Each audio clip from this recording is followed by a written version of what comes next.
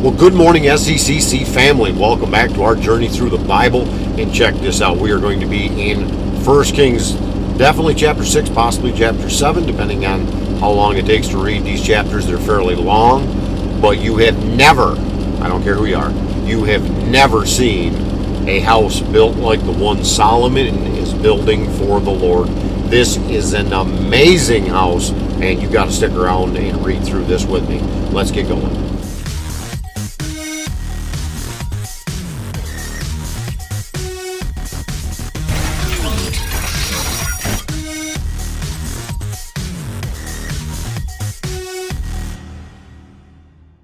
First Kings chapter 6, let's go. In the 480th year after the people of Israel came out of the land of Egypt, in the 4th year of Solomon's reign over Israel, in the month of Ziph, which is the 2nd month, he began to build the house of the Lord. The house that King Solomon built for the Lord was 60 cubits long, 20 cubits wide, and 30 cubits high. The vestibule in front of the nave of the house was 20 cubits long, equal to the width of the house, and 10 cubits deep in front of the house. And he made for the house windows with recessed frames. He also built a structure against the wall of the house, running around the walls of the house, both the nave and the inner sanctuary. And he made side chambers all around. The lowest story, which was 5 cubits broad. The middle one was 6 cubits broad, and the third was 7 cubits broad. For around the outside of the house he made offsets on the wall in order that the supporting beams should not be inserted into the walls of the house. When the house was built, it was with stone prepared at the quarry, so that neither hammer nor axe nor any tool of iron was heard in the house while it was being built. The entrance for the lowest story was on the south side of the house, and one went up by stairs to the middle story, and from the middle story to the third. So he built the house and finished it, and he made the ceiling of the house of beams and planks of cedar. He built a structure against the whole house, 5 cubits high, and it was joined to the house with timbers of cedar. Now the word of the Lord came to Solomon concerning this house you are building. If you will walk in my statutes and obey my rules and keep all my commandments and walk in them, then I will establish my word with you, which I spoke to David, your father, and I will dwell among the children of Israel, and I will not forsake my people Israel.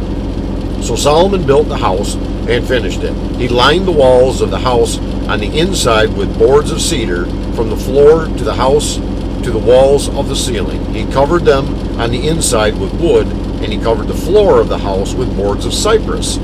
He built 20 cubits of the rear of the house with boards of cedar from the floor to the walls, and he built this within as an inner sanctuary as the most high place. The house, that is, the nave in the front of the inner sanctuary, was 40 cubits long. The cedar within the house was carved in the form of gourds and open flowers. All was cedar, no stone was seen. The inner sanctuary he prepared in the innermost part of the house to set there the ark of the covenant of the Lord. The inner sanctuary was 20 cubits long, 20 cubits wide, and 20 cubits high. And he overlaid it, get this, with pure gold. He also overlaid an altar of cedar, and Solomon overlaid the inside of the house with pure gold. And he drew chains of gold across in front of the inner sanctuary and overlaid it with gold. And he overlaid the whole house with gold until all the house was finished. Also the whole altar that belonged to the inner sanctuary, he overlaid it with gold. In the inner sanctuary he made 2 cherubim of olive wood, each 10 cubits high. 5 cubits was the length of one wing of the cherub, and 5 cubits the length of the other wing of the cherub. It was 10 cubits from the tip of one wing to the tip of the other.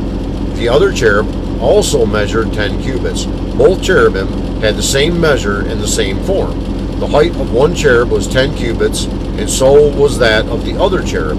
He put the cherubim in the innermost part of the house, and the wings of the cherubim were spread out so that a wing of one touched the one wall, and the wing of the other cherub touched the other wall, and the other wings touched each other in the middle of the house. And he overlaid the cherubim with gold. Around the walls of the house he carved engraved figures of cherubim and palm trees and open flowers in the inner and outer rooms. The floor of the house he overlaid with gold in the inner and outer rooms. For the entrance to the inner sanctuary, he made doors of olive wood. The lintel and the doorposts were 5-sided. He covered the 2 doors of olive wood with carvings of cherubim, palm trees, and open flowers. He overlaid them with gold and spread gold on the cherubim and on the palm trees. So also he made for the entrance of the nave doorposts of olive wood in the form of a square, and 2 doors of cypress wood. The 2 leaves of the one door were folding, and the 2 leaves of the other door were folding. On them he carved cherubim and palm trees and open flowers, and he overlaid them with gold, evenly applied on the carved work. He built the inner court with 3 courses of cut stone and 1 course of cedar beams. In the 4th year, the foundation of the house of the Lord was laid in the month of Ziv, and in the 11th year, in the month of Bul, which is the 8th month, the house was finished in all its parts, and according to all its specifications. He was 7 years in building it. 1 Kings chapter 7. Solomon was building his own house 13 years, and he finished his entire house. He built the house of the forest of Lebanon. Its length was 100 cubits, and its breadth 50 cubits, and its height 30 cubits, and it was built on 4 rows of cedar pillars with cedar beams on the pillars, and it was covered with cedar above the chambers that were on the 45 pillars, 15 in each row. There were window frames in 3 rows, and window opposite window in 3 tiers. All the doorways and windows had square frames, and window was opposite window in 3 tiers. And he made the hall of pillars. Its length was 50 cubits, and its breadth 30 cubits. There was a porch in front with pillars and a canopy in front of them. And he made the hall of the throne where he was to pronounce judgment, even the hall of judgment. It was finished with cedar from floor to rafters. His own house, where he was to dwell in the other court back of the hall, was of like workmanship. Solomon also made a house like this hall for Pharaoh's daughter, whom he had taken in marriage. All these were made of costly stones, cut according to measure, sawed with saws back and front, even from the foundation to the coping, and from the outside to the great court. The foundation was of costly stones, huge stones, stones of 8 and 10 cubits, and above were costly stones cut according to measurement and cedar. The great court had 3 courses of cut stone all around, and a course of cedar beams, so had the inner court of the house of the Lord and the vestibule in the house. And King Solomon sent and brought Hiram from Tyre. He was the son of a widow of the tribe of Naphtali, and his father was a man of Tyre, a worker in bronze. And he was full of wisdom, understanding, and skill for making any work in bronze. He came to King Solomon and did all his work. He cast 2 pillars of bronze. 18 cubits was the height of one pillar, and a line of 12 cubits measured its circumference. It was hollow, and its thickness was 4 fingers.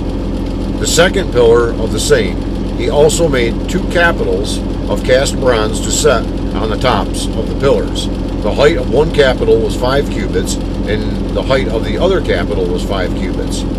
There were lattices of checkerwork with wreaths of chainwork for the capitals on the tops of the pillars, and a lattice for the one capital and a lattice for the other capital. Likewise, he made pomegranates in 2 rows around the one lattice work to cover the capital that was on the top of the pillar. And he did the same with the other capital. Now the capitals that were on the tops of the pillars in the vestibule were of lily work, 4 cubits. The capitals were on the 2 pillars and also above the rounded projection which was beside the lattice work. There were 200 pomegranates in 2 rows all around, so with the other capital. He set up the pillars at the vestibule of the temple. He set up the pillar on the south and called its name Jachin, and he set up the pillar on the north and called its name Boaz. And on the tops of the pillars was lily work. Thus the work of the pillars was finished. Then he made the sea of cast metal. It was round, 10 cubits from brim to brim, and 5 cubits high, and a line of 30 cubits measured its circumference. Under its brim were gourds for 10 cubits, compassing the sea all around. The gourds were in 2 rows, cast with it when it was cast. It stood on 12 oxen, 3 facing north, 3 facing west, 3 facing south, and 3 facing east. The sea was set on them, and all their rear parts were inward. Its thickness was a hand breadth, and its brim was made like the brim of a cup, like the flower of a lily. It held 2,000 baths. He also made the 10 stands of bronze. Each stand was 4 cubits long, 4 cubits wide, and 3 cubits high. This was the construction of the stands. They had panels, and the panels were set in the frames. And on the panels that were set in the frames were lions, oxen, and cherubim. On the frames, both above and below the lions and oxen, there were wreaths of beveled work. Moreover, each stand had 4 bronze wheels and axles of bronze, and at the 4 corners were supports for a basin. The supports were cast with wreaths at the side of each. Its opening was within a crown that projected upward 1 cubit. Its opening was round as a pedestal is made, a cubit and a half deep. At its opening there were carvings, and its panels were square, not round. And the 4 wheels were underneath the panels. The axles of the wheels were of 1 piece with the stands, and the height of a wheel was a cubit and a half. The wheels were made like a chariot wheel. Their axles, their rims, their spokes, and their hubs were all cast. There were 4 supports at the 4 corners of each stand. The supports were of 1 piece with the stands, and on the top of the stand there was a round band half a cubit high, and on the top of the stand its stays and its panels were of 1 piece with it, and on the surfaces of its stays and on its panels he carved cherubims, lions, and palm trees according to the space of each, with wreaths all around. After this manner he made the 10 stands. All of them were cast alike, of the same measure and the same form. And he made 10 basins of bronze. Each basin held 40 baths. Each basin measured 4 cubits, and there was a basin for each of the 10 stands. And he set the stands 5 on the south side of the house and 5 on the north side of the house, and he set the sea at the southeast corner of the house. Hiram also made the pots, the shovels, and the basins. So Hiram finished all the work that he did for King Solomon on the house of the Lord. The 2 pillars, the 2 bowls of the capitals that were on the tops of the pillars, and the 2 lattice works to cover the 2 bowls of the capitals that were on the tops of the pillars, and the 400 pomegranates for the 2 lattice works, 2 rows of pomegranates for each lattice work to cover the 2 bowls of the capitals that were on the pillars, the 10 stands and the 10 basins on the stands, and the 1 sea and the 12 oxen underneath the sea.